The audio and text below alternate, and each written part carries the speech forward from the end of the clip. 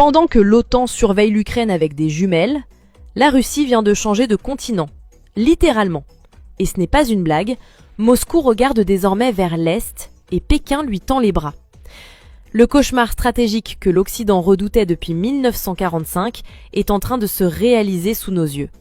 Et vous savez le pire ? On l'a probablement provoqué. Regardez cette carte. Pendant 3 siècles, la Russie a eu les yeux rivés sur l'Europe. Pierre le Grand voulait sa fenêtre sur l'Occident, Catherine II rêvait de salons parisiens, et même Poutine, au début des années 2000, parlait d'intégrer l'OTAN. Oui, vous avez bien entendu, l'OTAN. Mais février 2022 change tout. Les sanctions économiques pleuvent, plus de 16 000 mesures restrictives selon le décompte de l'Union européenne. Le gazoduc Nord Stream explose mystérieusement au fond de la Baltique, les actifs russes sont gelés, environ 300 milliards de dollars bloqués dans les banques occidentales. Et là, Moscou fait ce que font tous ceux qu'on rejette. Elle va voir ailleurs. Direction l'Asie-Pacifique, où vivent 60% de la population mondiale et où se trouve déjà 40% du PIB planétaire. Le chiffre qui fait mal, en 2023, la Chine représente désormais 32% du commerce extérieur russe, contre seulement 11% en 2021.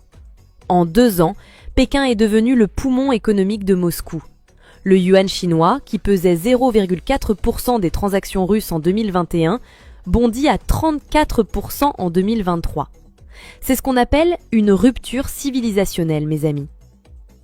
Février 2022, quelques jours avant l'invasion de l'Ukraine, Xi Jinping et Vladimir Poutine signent un partenariat sans limite. Sans limite. Laissez ce mot infuser un instant. Ce n'est pas juste un câlin diplomatique, c'est l'union de la 2e puissance militaire mondiale avec la 2e économie mondiale. Ensemble, ils contrôlent 23% de la surface terrestre, possèdent des arsenaux nucléaires combinés de plus de 6000 têtes et représentent un marché de 1,5 milliard de consommateurs. Les manœuvres militaires conjointes se multiplient. Exercice Vostok 2022 avec 50 000 soldats, patrouille aérienne commune au-dessus du Pacifique, navires de guerre russes et chinois croisant ensemble près du Japon en octobre 2023. Le message est clair comme de l'eau de roche. Nous sommes ensemble et nous sommes ici. Et puis, il y a l'énergie. La Russie devient le principal fournisseur de pétrole de la Chine en 2023, devançant l'Arabie Saoudite. Le gazoduc Power of Siberia pompe 38 milliards de mètres cubes de gaz par an vers la Chine. Un deuxième gazoduc, Power of Siberia 2, est en discussion pour acheminer 50 milliards supplémentaires via la Mongolie. Résultat, la Russie ne gèle pas sans le marché européen.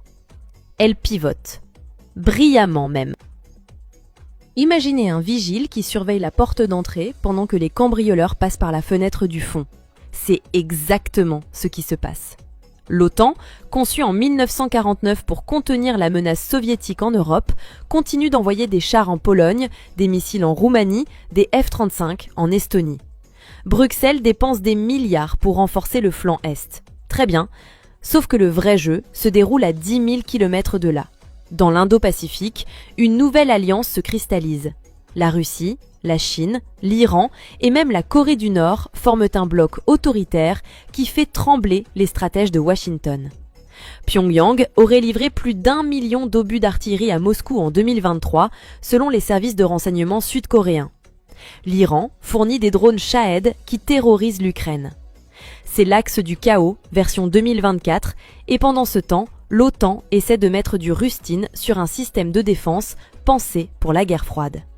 Le secrétaire général de l'OTAN, Jens Stoltenberg, l'a reconnu en juin 2023. La sécurité euro-atlantique est indissociable de la sécurité indo-pacifique.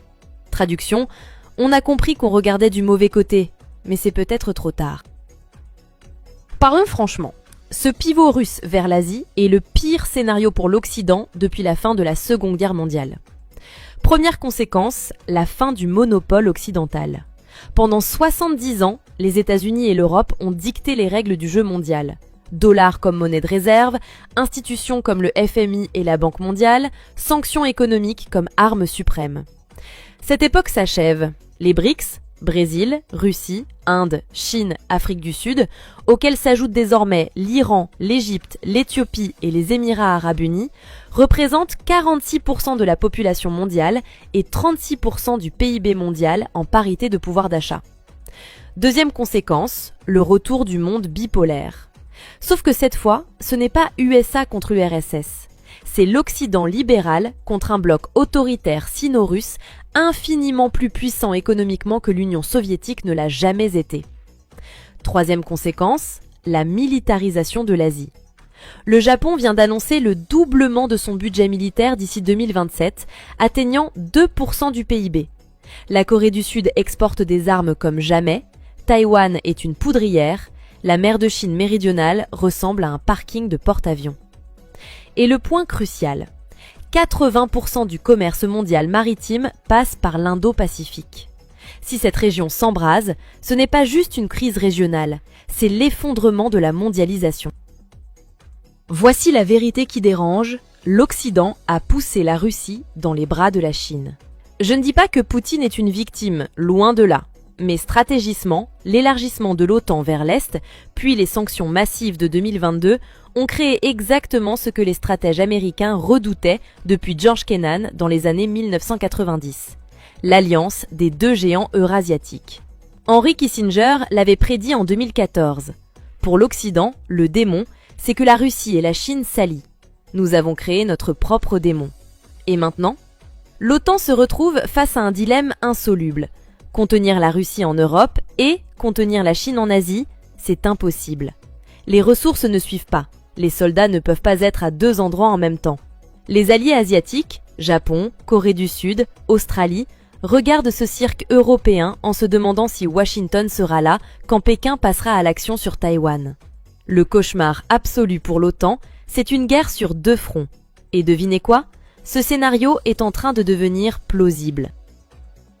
Alors, que retenir de tout ça ?